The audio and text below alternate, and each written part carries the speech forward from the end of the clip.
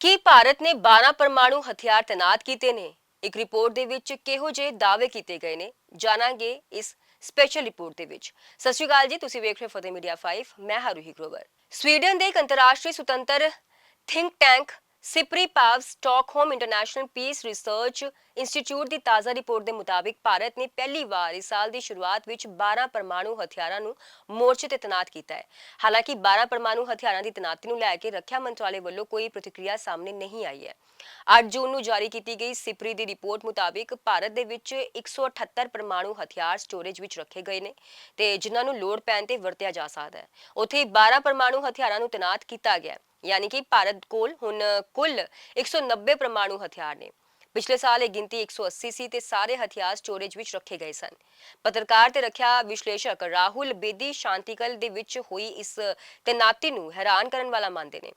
उन्हां दा अंदाजा है कि यह एटमी हथियार 2 परमाणु पंडुबियां दे विच तैनात किए गए ने जो पूरी तैयारी नाल गश्त करदियां ने। बीते साल मई ਦੇ ਵਿੱਚ ਭਾਰਤ ਤੇ ਪਾਕਿਸਤਾਨ ਵਿਚਾਲੇ ਫੌਜੀ ਟਕਰਾਅ ਵੀ ਵੇਖਣ ਨੂੰ ਮਿਲਿਆ ਸੀ ਤੇ ਰਿਪੋਰਟ ਦੇ ਵਿੱਚ ਇਹ ਵੀ ਦੱਸਿਆ ਗਿਆ ਕਿ 2025 ਤੇ 26 ਦੋਵਾਂ ਸਾਲਾਂ ਵਿੱਚ ਪਾਕਿਸਤਾਨ ਨੇ ਕੋਈ ਵੀ ਪਰਮਾਣੂ ਹਥਿਆਰ ਤੈਨਾਤ ਨਹੀਂ ਕੀਤਾ। ਪਾਕਿਸਤਾਨ ਨੇ ਫਿਲਹਾਲ ਆਪਣੇ ਪਰਮਾਣੂ ਹਥਿਆਰਾਂ ਦੀ ਗਿਣਤੀ ਵਿੱਚ ਵਾਧਾ ਨਹੀਂ ਕੀਤਾ ਹੈ। ਉਸ ਕੋਲ ਇਸ ਵੇਲੇ 170 ਪਰਮਾਣੂ ਹਥਿਆਰ ਨੇ ਤੇ ਰਿਪੋਰਟ ਦੱਸਦੀ ਹੈ ਕਿ ਜੰਗੀ ਖੇਤਰਾਂ ਤੋਂ ਬਾਹਰ ਵੀ ਹੁਣ ਦੇਸ਼ ਭਵਿੱਖ ਦੇ ਸੰਭਾਵਿਤ ਸੰਘਰਸ਼ਾਂ ਦੀ ਤਿਆਰੀ ਲਈ ਆਧੁਨਿਕ ਸਾਈਬਰ ਜਾਸੂਸੀ ਦੇ ਤਰੀਕਿਆਂ ਦੀ ਵਰਤੋਂ ਕਰ ਰਹੇ ਨੇ। यानी कि शांति काल दे विच भी भविखी टकराव दे लई तैयारी तेज हो गई है। वारहेड तैनात करके कि भारत ने अपनी रणनीति बदल ली है तो इस मामले विच रखिया मामलों के माहर राहुल बेदी का कहना है कि भारत इस सिद्धांत ते चलता है कि पहला हमला नहीं करेगा। इस सिद्धांत का अर्थ समझाते हुए कहते हैं कि इसका मतलब हुंदा है कि वॉरहेड परमाणु हथियार ते मिसाइल परमाणु हथियार चलाउण वाला हिस्सा दोवां नूं वख-वख रखिया जाता है। उन्हां दीयां थावां भी वख हुंदियां ने। फिर जदों कोई एमरजेंसी स्थिति आउंदी है तो उन्हां नूं इकट्ठे जोड़िया जाता है। इसलिए परमाणु हथियारां दी तैनाती एक बहुत गंभीर मामला है। पत्रकार ते रखिया विश्लेषक बेदी दावा करते हैं कि मेरा अंदाजा है कि भारत ने अपनियां 2 न्यूक्लियर सबमरीना परमाणु पंडुबियां दे विच 12 वॉरहेड यानी कि परमाणु हथियार तैनात किए ने।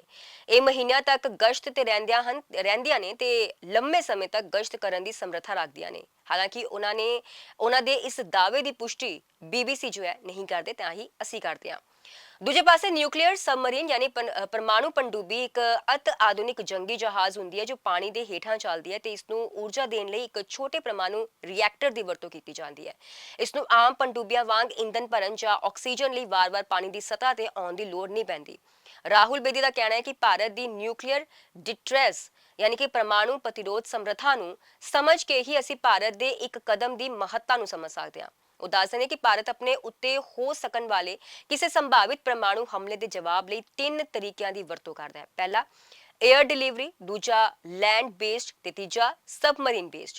ਉਹ ਕਹਿੰਦੇ ਨੇ ਕਿ ਤੀਜਾ ਤਰੀਕਾ ਸਭ ਤੋਂ ਸੁਰੱਖਿਅਤ ਪਰ ਸਭ ਤੋਂ ਘਾਤਕ ਨਿਊਕਲੀਅਰ ਡਿਸਟ੍ਰੈਸ ਹੈ ਕਿਉਂਕਿ ਸਮੁੰਦਰ ਵਿੱਚ ਪਰਮਾਣੂ ਪੰਡੂਬੀਆਂ ਦਾ ਪਤਾ ਲਗਾਉਣਾ ਬਹੁਤ ਮੁਸ਼ਕਲ ਹੁੰਦਾ ਹੈ। ਰਾਹੁਲ ਬੇਦੀ ਦੱਸਦੇ ਨੇ ਕਿ ਅਮਰੀਕਾ, ਰੂਸ ਤੇ ਚੀਨ ਵਰਗੇ ਵੱਡੇ ਪਰਮਾਣੂ ਦੇਸ਼ ਵੀ ਇਸੇ ਤਰ੍ਹਾਂ ਆਪਣੀਆਂ ਪੰਡੂਬੀਆਂ ਵਿੱਚ ਵਾਰ-ਹੈਡ ਤੈਨਾਤ ਰੱਖ ਕੇ ਗਸ਼ਤ ਕਰਵਾਉਂਦੇ ਨੇ। ਹੁਣ ਭਾਰਤ ਨੇ ਵੀ ਇਹੀ ਤਰੀਕਾ ਅਪਣਾਇਆ ਹੈ। ਇਹ ਇੱਕ ਵੱਡਾ ਬਦਲਾਅ ਹੈ। जी हाँ, उन्होंने कहना है कि P5 कहे जाने वाले इन्होंने देशों के विच पंडुबियां पूरी तरह हथियार नाल लैस होकर गश्त कर दिया ने ते वो खाली हथ गश्त नहीं कर दिया।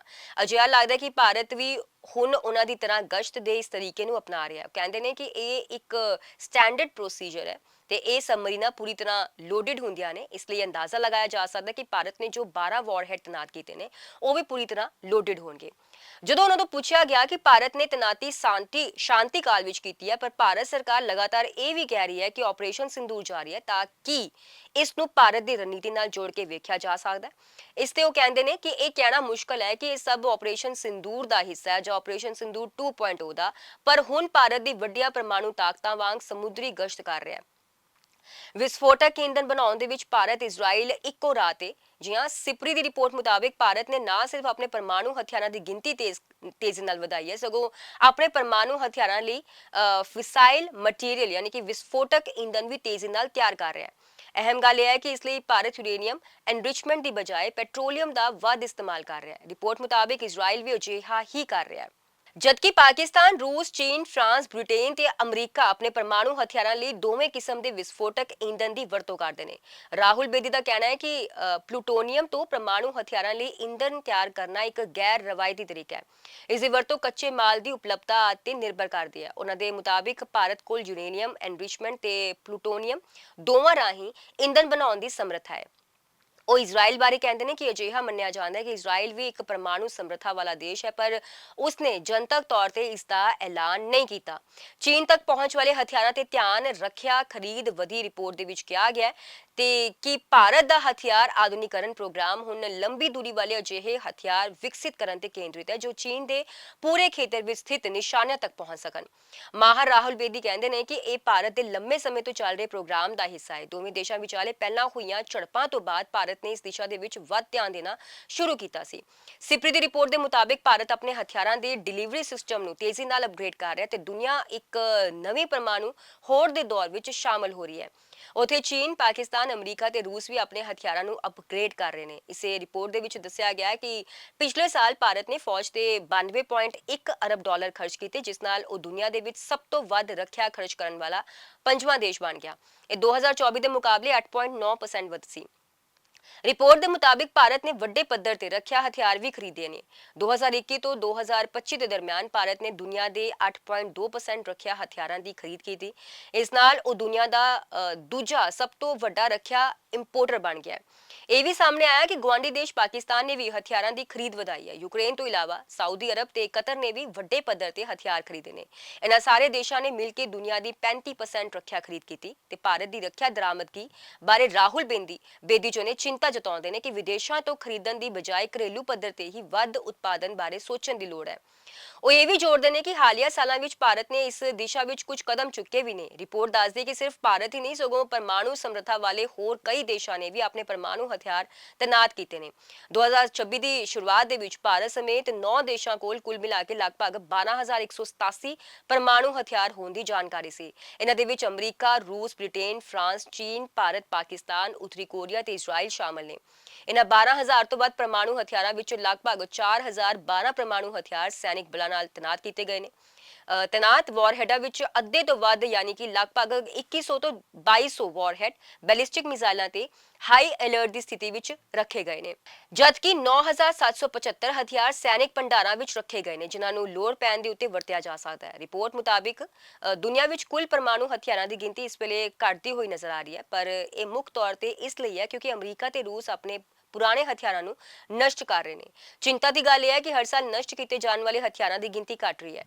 ਸਿਪਰੀ ਨੇ ਸੰਭਾਵਨਾ ਜਤਾਈ ਕਿ ਜਲਦੀ ਹੀ ਨਵੇਂ ਹਥਿਆਰ ਬਣਾਉਣ ਦੀ ਰਫ਼ਤਾਰ ਪੁਰਾਣੇ ਹਥਿਆਰਾਂ ਨੂੰ ਨਸ਼ਟ ਕਰਨ ਦੀ ਰਫ਼ਤਾਰ ਤੋਂ ਅੱਗੇ ਨਿਕਲ ਜਾਏਗੀ। ਸਿਪਰੀ ਦਾ ਕਹਿਣਾ ਹੈ ਕਿ ਪਾਰਦਰਸ਼ਤਾ ਦੀ ਕਮੀ ਕਰਕੇ ਇਹ ਜਾਣਨਾ ਹੋਰ ਮੁਸ਼ਕਲ ਹੁੰਦਾ ਜਾ ਰਿਹਾ ਹੈ ਕਿ ਕਿਸੇ ਦੇਸ਼ ਕੋਲ ਕਿੰਨੇ ਹਥਿਆਰ ਨੇ।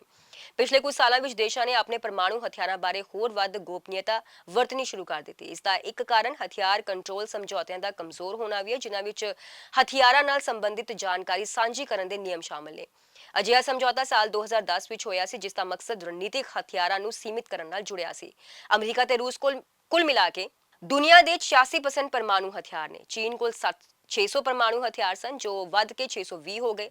ਭਾਰਤ ਰੱਖਿਆ ਖਰੀਦ ਦੇ ਮਾਮਲੇ ਵਿੱਚ ਦੂਜੇ ਨੰਬਰ ਤੇ ਹੈ, ਜਦਕਿ ਰੱਖਿਆ ਬਜਟ ਦੇ ਮਾਮਲੇ ਵਿੱਚ 5ਵੇਂ ਨੰਬਰ ਤੇ ਹੈ। ਫਤਿਹ ਮੀਡੀਆ 5 ਦੀ ਖਾਸ ਰਿਪੋਰਟ ਵੇਖਣ ਲਈ ਤੁਹਾਡਾ ਬਹੁਤ-ਬਹੁਤ ਸ਼ੁਕਰੀਆ।